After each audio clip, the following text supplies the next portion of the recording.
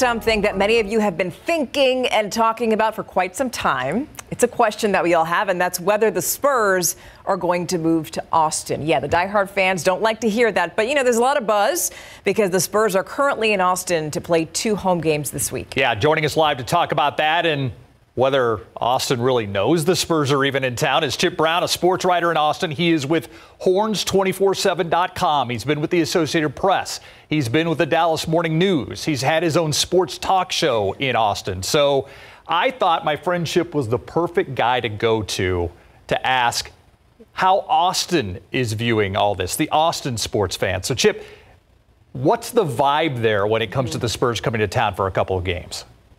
Well, I just don't know that the word has gotten out the way it should because, look, I think it's going to be a great scene. The Moody Center where the Longhorns play their home games and, of course, where seemingly every concert under the sun has come in.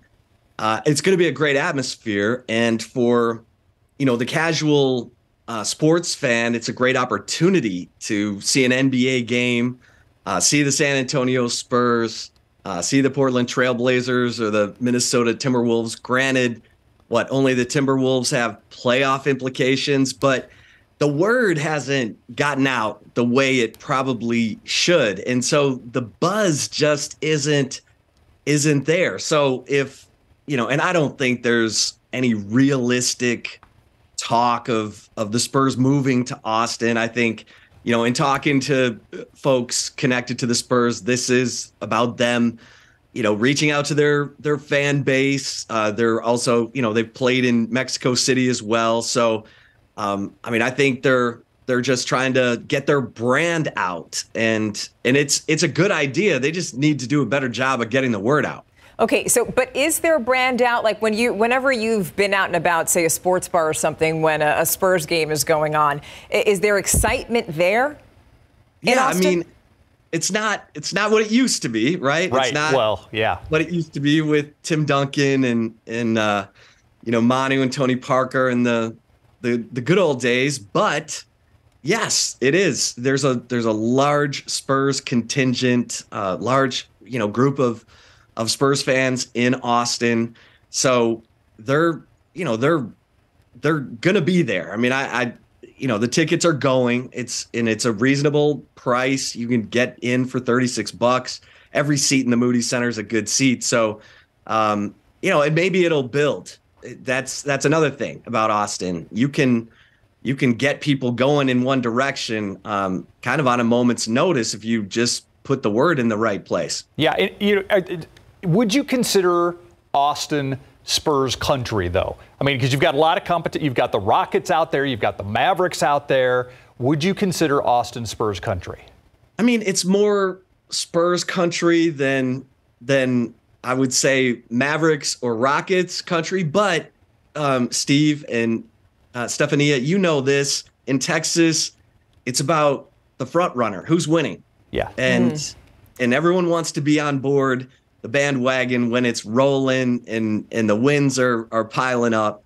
So it's, but I do think that it's more Spurs country than it is Mavs and Rockets. And obviously you've got a lot of people living in Austin who've lived all over the state of Texas. But I do think that this is more Spurs country than Mavs or Rockets. Okay, so we know that the Spurs have a contract to stay here up until 2032, although they can break that contract as long as they pay. I'm just wondering if there's been any talk from officials, from leaders there in Austin about possibly welcoming the Spurs there on a more permanent basis. No, I don't think it's there. Okay. Not at this point. And I'm usually, in touch with people on that kind of level. And so, if that's like whispers in the back room, it hasn't reached a point where, there's any kind of real conversation, in my opinion. And so, I don't think that is a concern at this point. All right, Chip, before we let you go, I've got a question for you. What's generating more excitement in Austin? The orange and white game that the UT football team's going to be playing, the Austin FC games that are coming up, or the Spurs games? Well, it's the orange-white game because this is Longhorns country, and there's excitement and anticipation that the Longhorns might actually be in the Big 12 title game in 2023. All right. So that answered. Okay, Austin FC versus the Spurs. Spurs. Really? Okay. All right. I mean, Austin FC is, I don't know how they get that one end of the field to the fans always cheering. I don't know what's going on there, but I mean, it's a good atmosphere. I don't know quite how they're creating that atmosphere, but and again, the Spurs are down right now. So yeah, Austin FC's been in, they were in the playoffs last year. So, but yeah, I think it's still Spurs. All right. Okay. Chip Brown, always appreciate your time and your insight and giving us that Austin vibe about the Spurs. Appreciate it, buddy. Thank you. Hey, anytime. Take care. Thank you. And we'll be right back after this. We've been focused on our area, but we have to talk about those deadly storms that are moving across the U.S. Parts of the Midwest right now in the bullseye today for tornadoes, damaging winds, and also large hail. Yeah, some of those areas also under blizzard warnings. ABC's Tim Pulliam covering it all. Terrifying moments like this playing out across the Midwest. Severe weather leaving a trail of destruction. This major storm plowing east. Cities in the Ohio Valley now at risk for tornadoes, golf ball-sized hail, and damaging winds. Woo! Look at those winds, baby. In Missouri, law enforcement confirming at least 5 killed from an early morning tornado. Planes scheduled to leave Chicago O'Hare this morning temporarily grounded because of thunderstorms.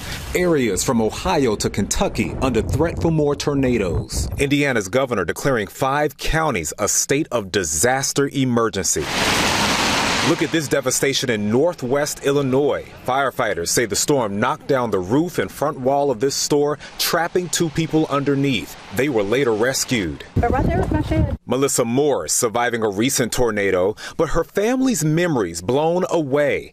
Her daughter's photo traveling over 150 miles to Bradford, Tennessee, to the home of John Ellis. He and his wife posted the lost picture, and in the same day, the post made it to the family. Now a priceless memory coming back. I can't thank them enough. We're lucky to be here. We're lucky to have people around us to care enough to do that. In Mississippi, more than a week after deadly storms, massive donations pouring in from across the nation to help victims. The northern side of this new storm is dumping more than 30 inches of snow in places like Utah and South Dakota. Parts of Minnesota are under a winter weather advisory with blizzard warnings for the Dakotas through Thursday morning. Tim Pulliam, ABC News, Los Angeles.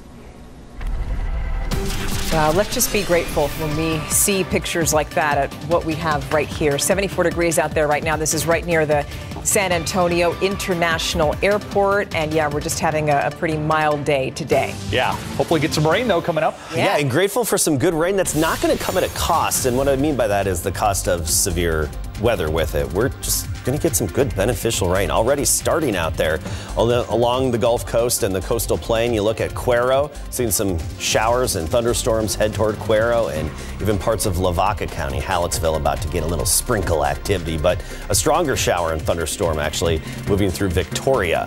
Not severe, just a little bit stronger and heftier. That's where it's all starting, along the Gulf Coast, but it's headed our way soon. We'll time it out for you and talk about potential accumulations and, of course, the holiday weekend in just a bit. So your 60-second recap. After 4 hours of deliberations, Jimmy Tran has been found guilty of capital murder, convicted in the 2019 murder of 22-year-old Andres Salinas. He's been sentenced to life in prison without parole. And a tentative settlement between the victims and the families of Sutherland Springs the mass shooting and the DOJ, they've been reached right now. That settlement worth reportedly around $144 million. Now, the agreement, though, is still subject to court approvals. 2 people in custody after a man tried to use a gun to break up a fight in Hollywood Park. Hollywood Park police say a group of people got into a fight. A man fired a gun into the air to break it up. Both men arrested are in their 20s. 7 people escaped a house fire on the city's east side. Fire officials believe the fire started right in the back of the home. An arson investigation team is now working to figure out what caused it. You can find these stories and more on KSAT12. All right, Adam, a lot of people have been asking questions with so much severe weather around the country. Will the rains that we've been seeing come with severe weather?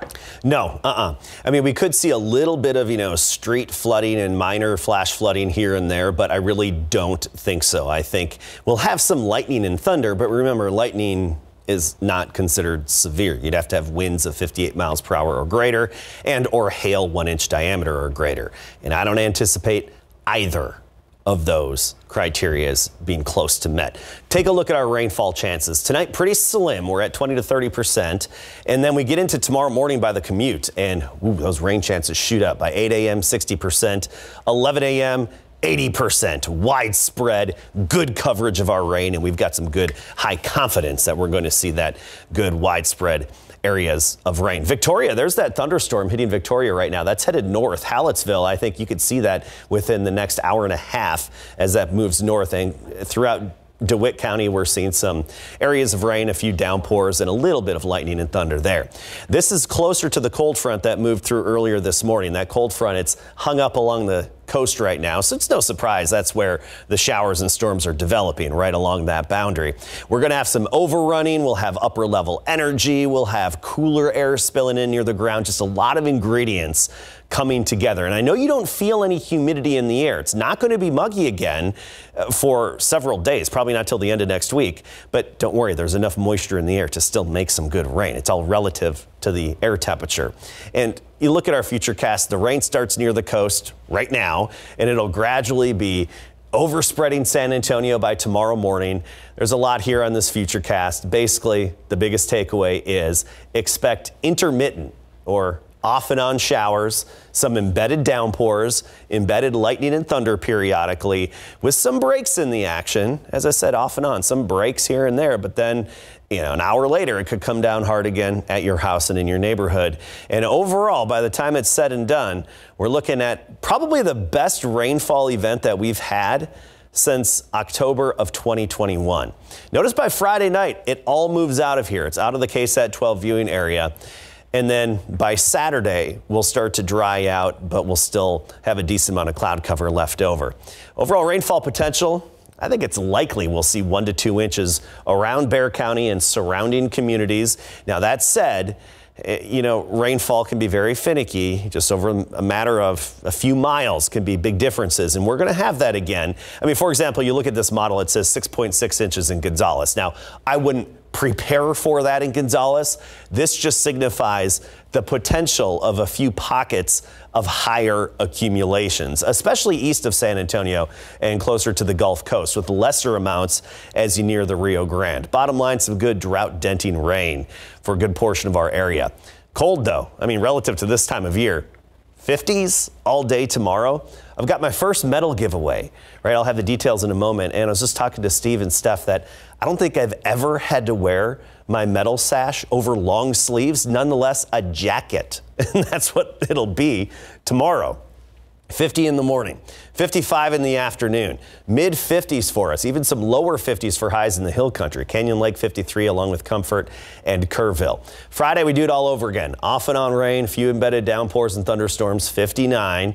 1 to 2 inches likely, some locally higher amounts. And then Saturday, mostly cloudy, 71. Easter Sunday, beautiful, sunny, and 78. And again, the humidity is not going to return till late next week. Here's a quick look at my first of 5 medal giveaways tomorrow on the south side. More information on our social media and online.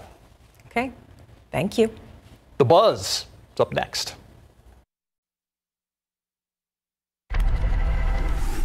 The Bee Gees, the lighted dance floor in The Buzz.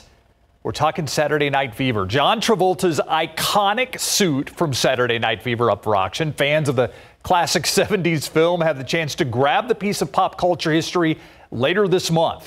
In the 1977 dance drama, Travolta played a young Italian-American from Brooklyn who escapes the realities of his life by dominating the dance floor at the local disco. Now, the hit movie helped to popularize disco music around the world. And if you remember, Travolta actually was nominated for an Oscar for his role. And the white three-piece suit that was worn by Travolta in the movie is expected to fetch up to $200,000 when it goes under the hammer. Yeah, forget how deep is your love. It's more like how deep is your wallet.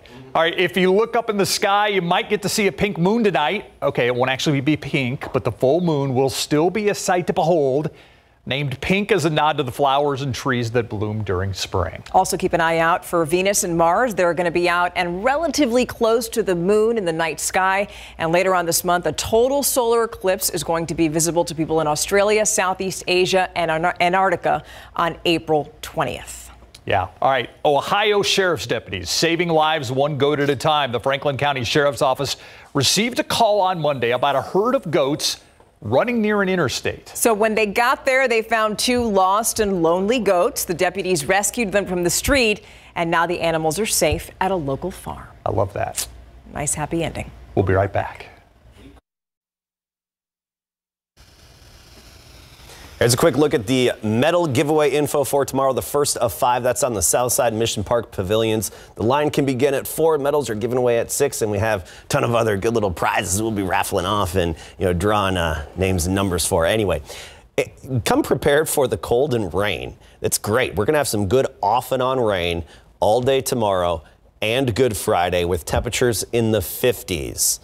Good 1 to 2 inches likely, even some locally higher amounts, and then we clear out by Easter. Sunny, 78 and comfortable. Perfect for all those people who are going to be camping out during the holiday week. Absolutely. Thank you for joining us. We'll see you on the Night Beat. Have a great night.